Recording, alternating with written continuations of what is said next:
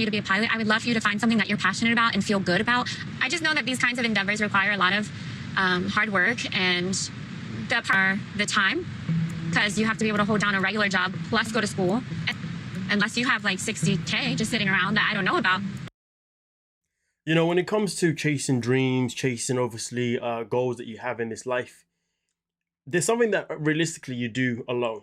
Okay, and when I say alone, what I mean is usually you do them without a partner, and most importantly, you do them without having any kids. Because of course, when you've got kids, you have got responsibilities, and when you've got a partner, you've got responsibilities, and when you live with your partner, you've got responsibilities. Okay, now of course, you can still chase things with a partner, you know, if you don't live together, if your financial situation is not in a good place. But then also at the same time, you can also pursue things with a partner if you are both in a, you know, in a situation where you can support one another, right? Definitely something that is doable.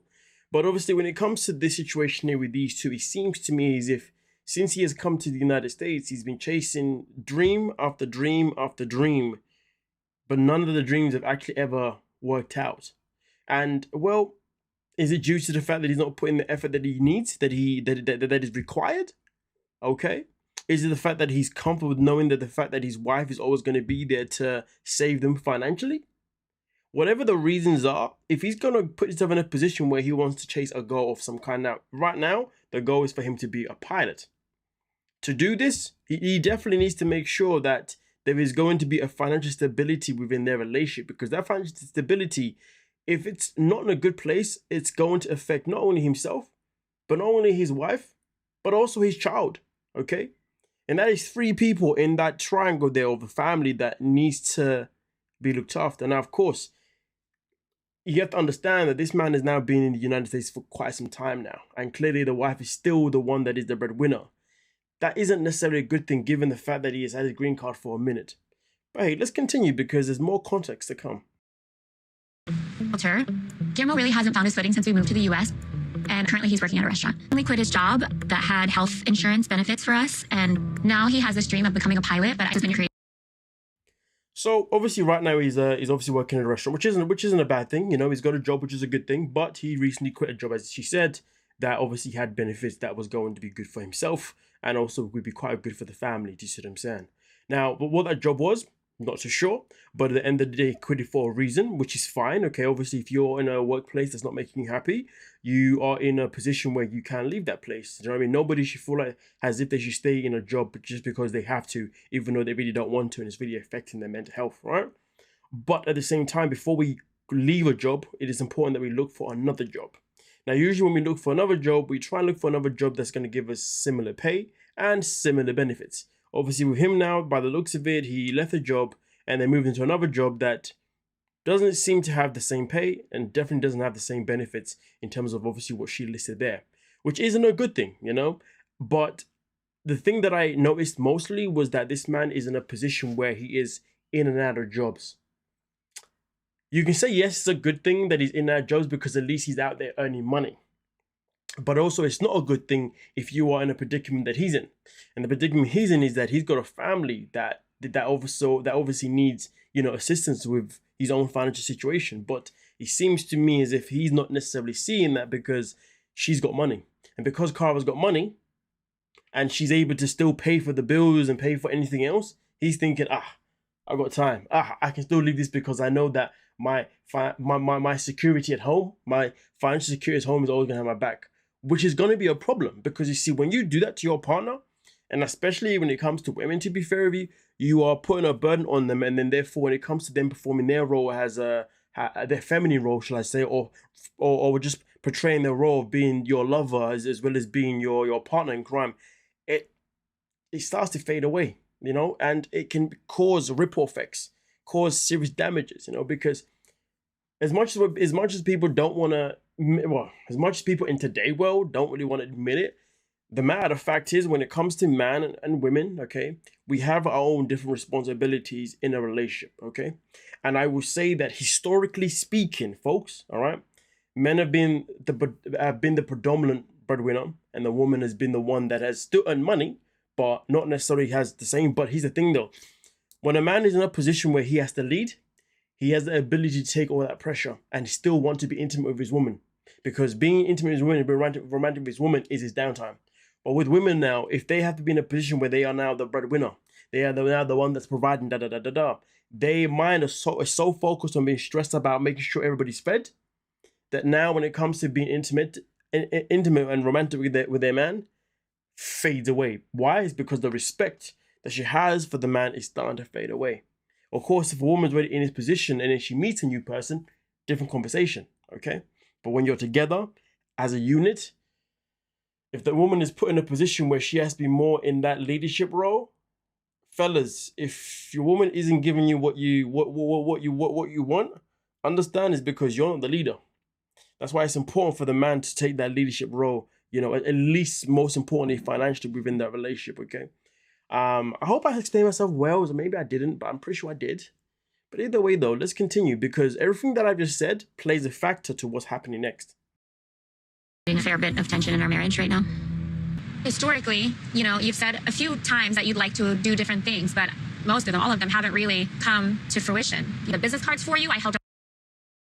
It's crazy because obviously she says it there, that a lot of things he's done but they haven't come to fruition, but she has tried to help him with business cards and all that kind of stuff, which is good for him, do you know what I mean?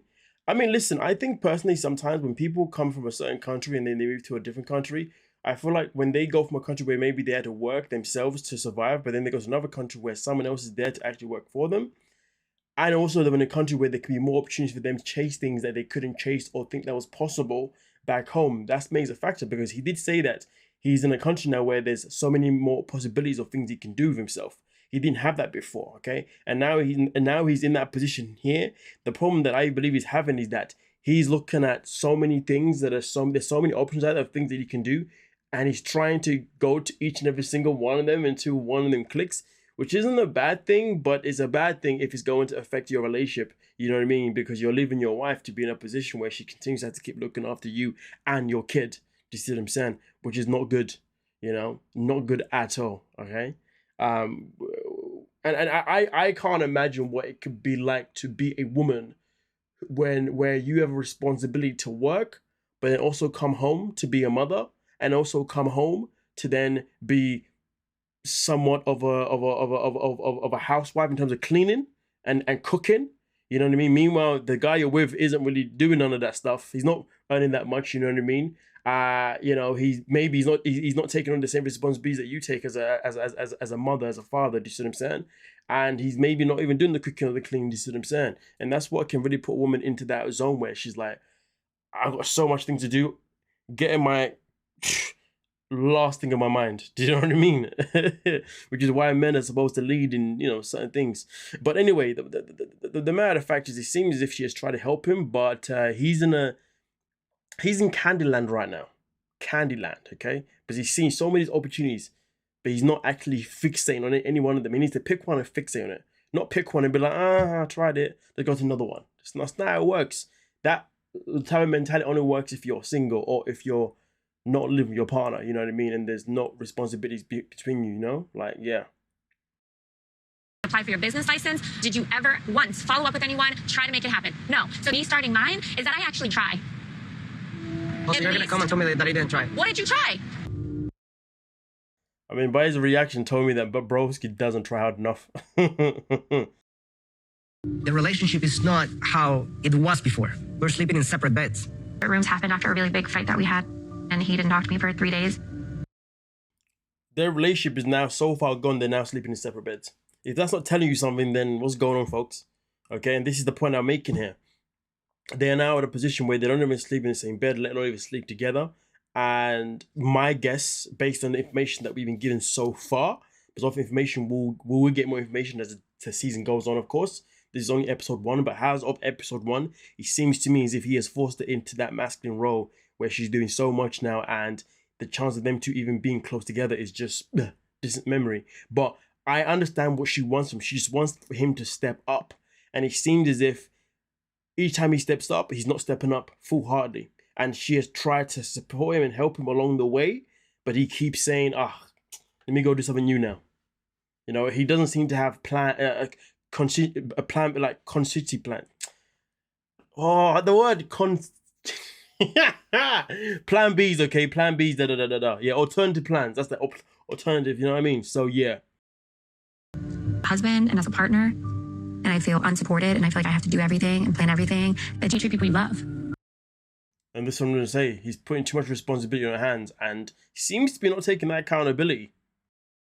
And connect again. So we went to one therapy session, but honestly, after some things that were said there, I left that session even more brokenhearted and angry. To be fair, I was quite disappointed with that though, because that showed me that when it came to the therapy side of things, she wasn't willing to really go through all the nitty and gritty of it. But then again, at the same time, I don't know what was said that therapy session. Maybe there were things that were said that, you know, she probably sat there and said, are you not recognize? You know, so maybe that was the case. But either way though, should she have quit the therapy session after the one? No, absolutely not. They definitely should have gone back, you know, at least a few times to really see if they were going to be able to uncover and solve the things that were obviously being revealed. Do you see what I'm saying? Because obviously that could have maybe helped them communicate. So stopping after one session was probably quite not a good idea. They should have at least gone to at least 3. I would say maybe 3, 4, 5 tops. You know, if you're not getting the results that you believe that you're getting, you both feel like you're both still stuck in the same space after like 5 being maximum, then fair enough. That therapist probably sucks. It's either that or the therapist is good, but you two are just so far gone that there is no recovery. You know what I mean? But yeah. Either way though, I'm actually quite excited to see how this season plans out now for these two, because I wasn't really excited for them personally, because when they were 90 Day before, I found them boring as hell, and to be fair at the time, she was a lot, and he was just she was a lot, but he was like, he was very soft. Yeah, I don't know. They just didn't. Yeah. Anyway, I'm interested to see, because it's been a couple years now since then as well. So, you know, let's see how this pans out. But nonetheless, though, let me know your thoughts down below in the comment section, and we'll talk about it. Don't forget to like, subscribe, and of course, peace.